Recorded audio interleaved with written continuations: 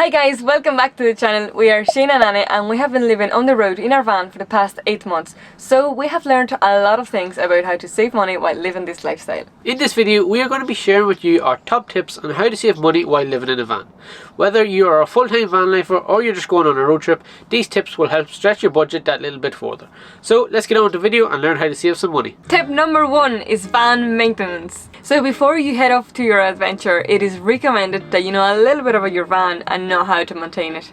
Here Shane has fixed the unfixable in car parks, side of the road, mountains. He's fixed Fergus in numerous places, different things going on. I tried to help as much as I could, but by the end of this trip, Annie is going to have a degree in mechanics because Fergus gave us a lot of trouble. Well, not a lot of trouble, but he gave us plenty of trouble when we were on a trip around Europe, and we have fixed the oil cooler, coolant, radiators, starters, alternators.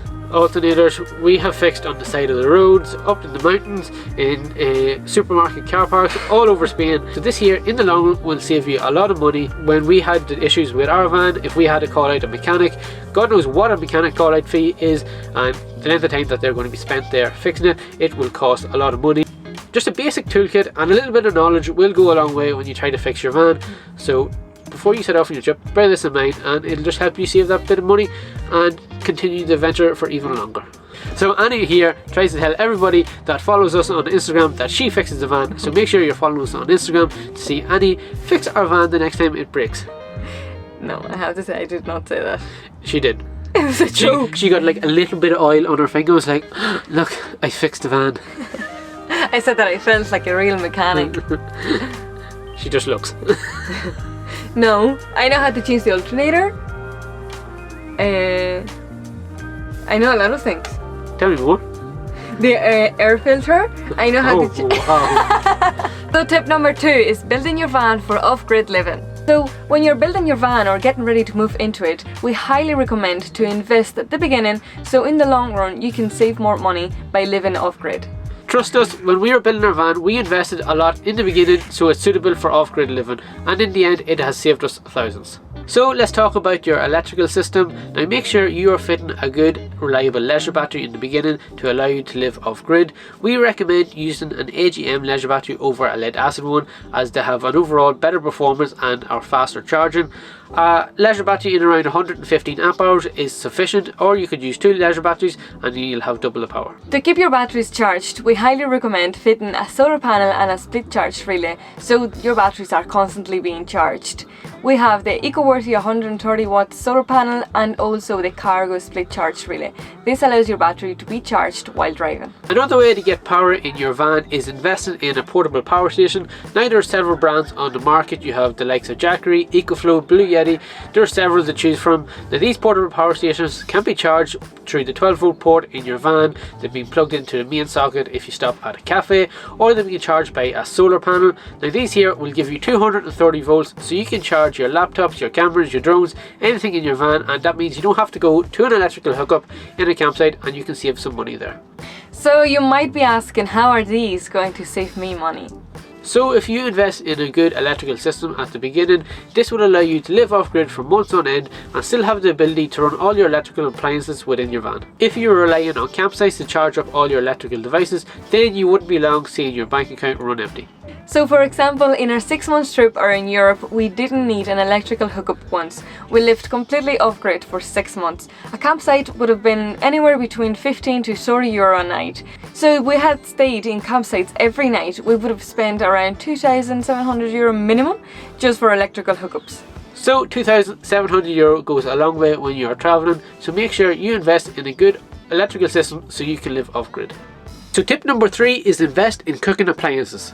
So eating out every day will rack up a serious bill in your trip, and this is an expense that you can live without. So of course it's nice to eat out occasionally and try out the local dishes.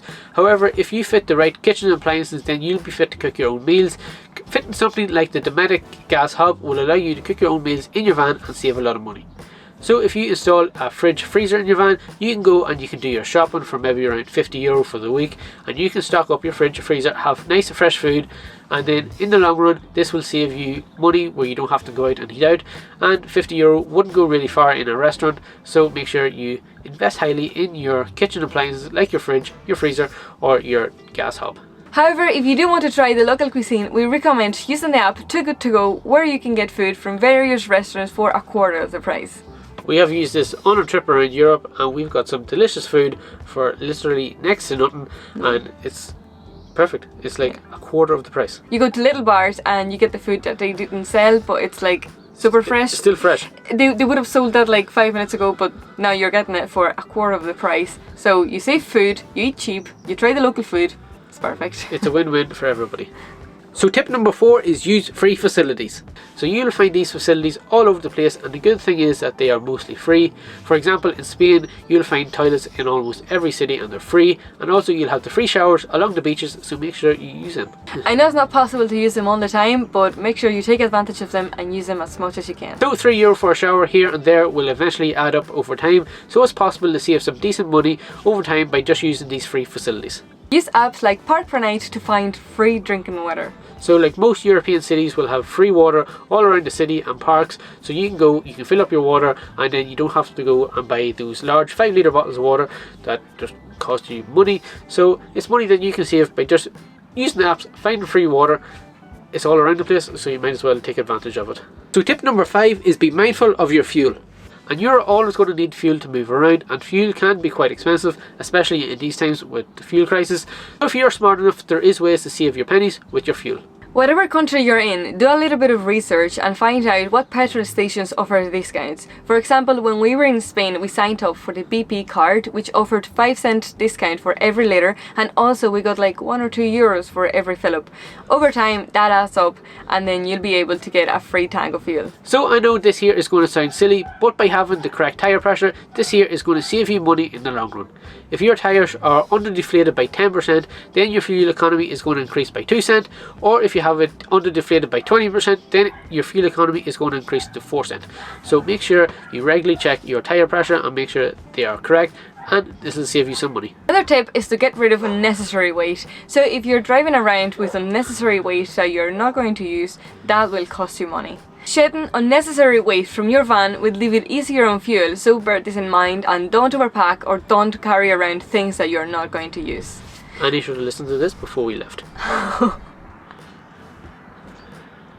What? I packed really light. No. Also, when you're leaving your park up to go to your next destination, check if there is water available in the place you're going to, so that you're not carrying liters and liters of water for nothing. Water is quite heavy. So another tip for saving some money on your fuel is to plan out your route. So if you plan out your route, this will help cut down those extra miles when you're carelessly driving around at night trying to find somewhere to park. So a little bit of planning can go a long way to help save you some money on your fuel. Also, we recommend using secondary roads. Not only are they nicer than the motorways, but you can't go as fast as them, so then you can save some money with your fuel. And also, the motorways in Europe can be heavily tolled, and I know in Spain some of the toll roads are over €20, so €20 is very expensive and it will go a long way on your trip. So €20 is better in your pocket than in the government's pocket, so make sure you use those secondary roads and you can save some cash. So there you have it, guys. There's our top 5 tips on how to save money in your van while living on the road. Make sure to like and subscribe for more tips like this. And also check this video here to see how much we spent on our road trip throughout Europe for 6 months. And once you finish that there, click this video here to see how much our van bill cost. See you in the next one. Bye. Bye.